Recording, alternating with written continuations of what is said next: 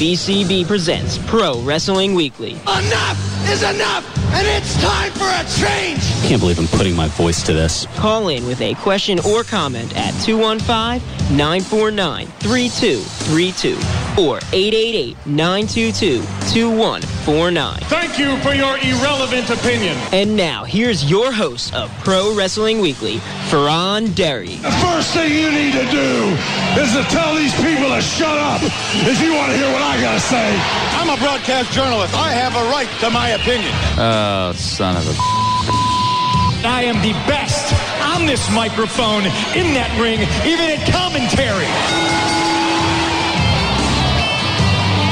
There's the sound of the bell, and we are set to go. This is Pro Wrestling Weekly here on 1490 WBCB and online at WBCB1490.com. Fearon Derry here with you. Not by myself, but not with Lucas either. What the heck is going on here? Now, I've got a couple of folks here in studio who's going to be joining us. First, a longtime friend of mine. I don't know. Should I introduce you, or should I let you introduce yourself? I can see already by your body language you are nervous as hell. So I'm going to. I'll go ahead and take care of the introduction, at least of you, and then we'll get you on the mic. There you go. Sip the coffee a little bit more. It's a good. A longtime friend of mine, going on probably a little over 20. I was going to say, you're going to kick me for saying this over the air. 22 years, I think we've been friends now, going back to that summer day camp years ago, Core Creek Park. Yes. There you go. Bring the mic a little bit closer there. We'll, so the people can actually hear you. But my buddy Dan here in studio. How are you, Fearon? I'm awake, somewhat. Very good. Yeah, see, I didn't have the coffee like you did. Maybe I should have. I was actually getting ready to walk out the door to do so, and I was like, oh, look, Dan's here. I waited until the last minute. I should have called and asked if you it would have been like the first time in ages that I actually, had coffee. So that's... And now, do you want to introduce your friend and colleague and associate here to your right? My friend Serena here is here to watch today and see how radio goes. She wants to start doing radio and television broadcasting at school, but Serena is painfully shy, so she's not going to talk today. I know that's why I kept the microphone elevated, so that the presence of it anywhere near wouldn't scare her out of the studio. There you go. And rumor has it that's also why I kept Lucas out of here, so he wouldn't scare her out of the studio either. Yeah, I'm gonna get smacked for that later. I know I pick on the kid a lot, but it's all in good fun. There's no malice or anything like that. At least none that comes across. At least I certainly hope not. I was going to pull up a drop, but I figured, why not? Anyway, the big news of the week. Oh, my gosh. Just when you think things are all lined up, just as the late Roddy Piper said, just when you think you have all the answers, the questions get changed, to paraphrase it ever so slightly. Just when we think that we know what's going on with Survivor Series and everything was all set up for Seth Rollins and Roman Reigns for the WWE World Heavyweight Championship, a funny little thing happened in Ireland. That's right. As you may or may not know, WWE this past Wednesday starting their European tour, which they'll be at all through the end of next week, and I'll get into those dates in a little bit, but things kind of start getting off to a rough and shaky start, to say the least, as WWE World Heavyweight Champion Seth Rollins, in a match against Kane in Dublin, Ireland, suffered a torn ACL, MCL, and medial meniscus in his right knee. I know, I'm no doctor, nor do I play one on radio, but needless to say, it's not good. Whenever you hear, torn anything CL, you know that it's not good and that he's not going to be around for a while, and that's the case with Rollins. Sidelined for 6 to 9 months, according to WWE.com. So with this being November, as I quickly count the months, that means the earliest he'd be back would potentially be May, and that means he'd miss WrestleMania. So, Rollins out for the foreseeable future. He might even miss SummerSlam 2016. That's how significant this injury is. Rollins injured his knee Wednesday in a match against Kane in Dublin, Ireland, as I had mentioned. I'm sure if you go anywhere on social media, you might be able to see some homemade, or I guess arena-made video from fans showing how the injury occurred. And it wasn't like it was anything really out of the ordinary. It was an attempt of a sunset flip power bomb onto Kane, and in flipping and landing on his feet from the top rope onto the ring apron, he just landed odd on his knee, and his knee just buckled completely. And give credit to Rollins, he finished the match, which you would think most people, I know I'd be crumpled down in a heap. I'm sure you would as well. So, I mean, to be able to do that. But it was also announced that the new champion will be determined in a tournament at Survivor Series 2 weeks from tomorrow. So, I don't know. For me, this sounds kind of familiar. In fact, next week on the show, we're going to look back to the last time that the vacated title was determined in a tournament at Survivor Series. And you've probably heard these comparisons. 1998 Survivor Series Deadly Game. Remember that with the little song and everything? I don't. No? Do I got to pull up the song? Oh, you have the song? I have the song. Of course I do. You remember Deadly Game? I don't. I must have been sleeping then. I don't know what happened. You were sleeping. I mean, that was the... okay, spoiler alert, and I'll get more into this next week. That was The Rock's first championship when he became the corporate champ. He took on Mankind in the finals. I do remember. Now you remember. Yeah. Great Jim Johnson production. I know. Fantastic. Top 40 hit in any market. Listen to you being all O&A-ish. Yeah. Your moment has finally come all these years later. And nothing having to do with a cathedral either. There you go. Oh, yeah. I'm sure John from Northeast Philly's loving that reference. He's like one of the few people who know what all's going on with that. So, yeah, next week with Lucas in studio, we'll look back to Survivor Series Deadly Game and kind of have a laugh at that and hope that the tournament isn't as extensive as that, because you would think that the third time is a charm and that Vince would learn not to do a 16-man tournament in a one-night pay-per-view format, especially when it's only 3 hours as opposed to the 4-hour WrestleMania 4 was the other large tournament, larger than 8-person tournament. I mean, we've seen others with King of the Ring that have gone from 8 to 4, 3 matches in one night. I think it would be neat if they did a big tournament, but geared it up on Raw and then had the Raw and SmackDown, and then had the finals be down to 8. That way you have time to showcase everyone with your top 3 stars out right now. Yeah, I mean, you look at the injury bug has definitely bitten the WWE roster. I mean, not only is Rollins out, you've got Randy Orton out with the shoulder injury, as mentioned on here a couple weeks ago, taking out the trash. It's another 6 to 9 months, right? I think 4 to 6 months on him. So he'll probably be back around WrestleMania time. I mean, if he's in the middle of that time frame based on the injury, but is still no Randy Orton. Maybe he should have gotten Duke the Dumpster Droese to help him out. I don't know. Yeah, how's that for a rare reference? That's the heyday right there. Yeah, exactly. That's the new generation era. And Thurman Sparky Ply. I could do a whole show just on that, and probably will at some point. But yeah, I mean, with Cena out till probably mid-December for reasons yet to be disclosed. I mean, as far as we know, he's not filming a movie. I think he's just taking some much-needed time off to recover, since he's been the guy for the better part of a decade. And as you've seen, it takes its toll. I mean, being the guy, as Seth Rollins has taken its toll on his knee. And thinking about it from at least some semblance of an athletic perspective, which I know coming from me is a bit laughable, but even still, I wonder if that toll as a champion, constantly wrestling night in, night out, in some cases wrestling multiple matches night in and night out, compounded with the stationary nature of being stuck in a plane and flying across the Atlantic to Ireland. I wonder if that just stiffened up the muscles around the knee enough that might have caused the ligaments and whatnot to tear in the knee. Again, I'm no doctor. I don't pretend to be one. I don't even play one on the radio. Yeah, there's nowhere I can take that would be good either. But it's merely speculation. We have no idea. But to say the least, no Seth Rollins for the next 6 to 9 months, till at least after WrestleMania at the earliest. And probably after SummerSlam at the latest. Well, I guess worst case scenario, he doesn't come back at all. But I think Rollins is only 29 years old, so he'll be back.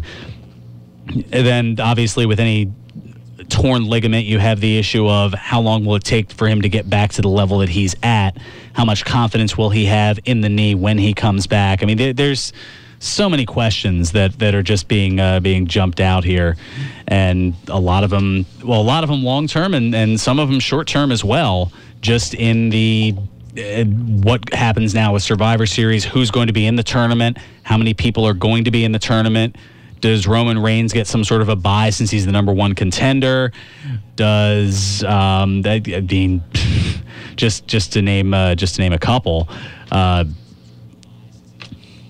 There's gesturing and posturing going on, and I'm easily distracted. I'm all like, "Ooh, squirrel!" or "Ooh, look at the kitty." I'm off my meds. It's never a good sign here. Yeah, even Dan's going, "Oh no," he knows.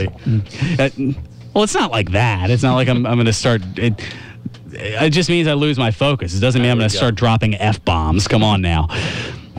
Well, here's another question, at least in the short term. What else is in store for the European tour? Well, the rest of the cards had to be reshuffled, obviously, because Rollins was advertised to take on Kane in a lot of the different European markets, and, well, that's not happening. So Kane against the Big Show is headlining half the cards. Oof. And, yeah, your rolling of the eyes say it all right there. I'd be asking for a refund. Well, I guess that's why they had two shows in London, just to, I guess, make up for it.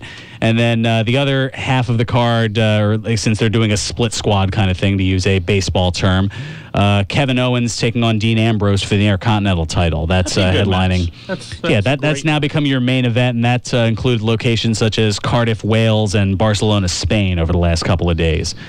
Now, the European tour continues into this coming week. I feel like I'm doing a plug for them, but I mean, it's informational, but it sounds pluggish. Yeah. So I kind of hate doing it, but it's also informative. So it's I don't know. I'm on the fence about it. It's interesting to hear who they're coming up with on the fly. Who they're coming up with on the fly, where they are, even though it's nowhere near here, at least at the moment. Might give you an idea for what's coming up on TV.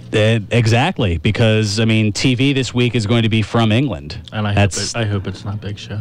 Well, we'll see. I mean, the European tour continues, as I said, into this coming week, starting tonight in Leeds, England, and Madrid, Spain. That's where the two are going to be.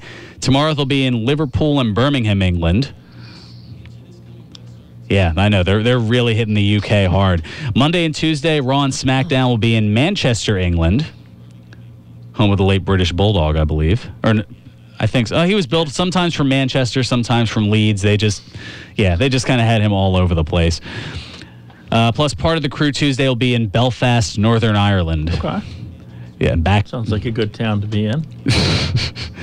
It could be worse. Are they the next day? Because that's where they're going to be hurting. Wednesday has WWE in Brighton, England, and whatever crew has to go from either England or Northern Ireland to Rome, Italy. Oof. Yeah, I know. They're just going all over. Then Thursday, it's off to Newcastle, England, and Bologna, Italy.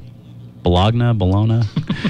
I do not know my Italian, despite hosting the Italian-American Hour on a few occasions here at WBCB. Where's Gate Martini when I need him? Anyway, Friday sees Germany getting the in-ring action in Leipzig. I should know this. I dated a German for 2 years. The less said about that, the better. Meanwhile, half the crew is in Nottingham, England. Insert your own sheriff joke here. Yeah, that didn't even deserve a rim shot. That was terrible.